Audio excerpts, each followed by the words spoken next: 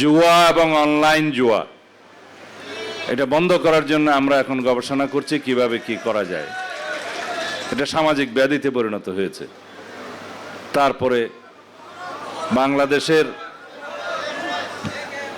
আমাকে বলতে দেন, বাংলাদেশে এই কয়েকটি অঞ্চল আছে যেখানে মানব পাচারের বিষয়টা চলে এসছে সামনে। তার মধ্যে টেকনাফ, উখিয়া, কক্সবাজার এগুলো আছে।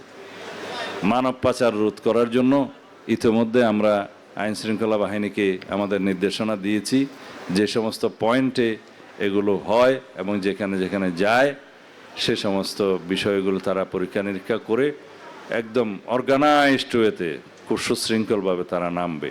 সুতরাং মানব পাচার বন্ধ করার জন্য সরকারি উদ্যোগ থাকবে। আইন শৃঙ্খলা রক্ষাকারী বাহিনীগুলো তাদের নিজস্ব অভিযান পরিচালনা করবে, আপনারা সহায়তা করবেন।